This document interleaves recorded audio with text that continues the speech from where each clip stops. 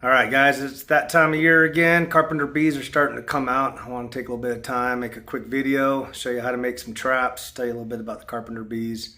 So, fun fact, they're solitary. They don't live in beehives. They dig tunnels.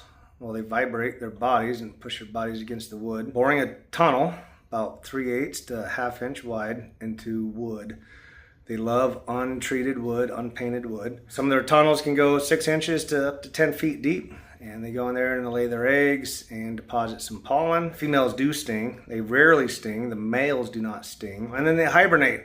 So they don't migrate like I thought they do. They hibernate. So they go into old tunnels that aren't being used and hibernate on reserved pollen that's in there. All right, these traps are fairly simple. You get yourself the best drill you can get, a Ryobi. 3/4 inch spade bit. I got a 3/8 inch drill bit, and then I just pick another smaller drill bit for the top. So grab yourself a 4x4. This is probably 4 inches tall or so.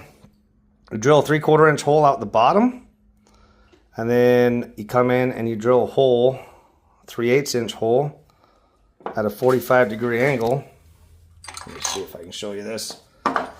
Roughly a 45-degree angle because they like to bore up. So something like so, and that goes all the way through.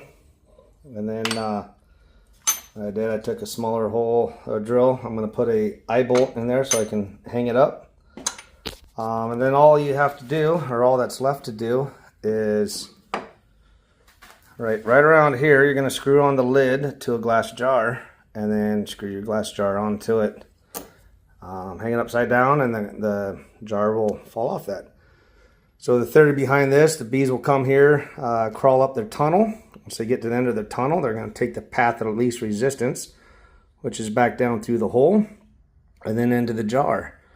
Carpenter bees have a very hard time of flying straight vertical, so they'll have a hard time flying back up this hole to find their way out.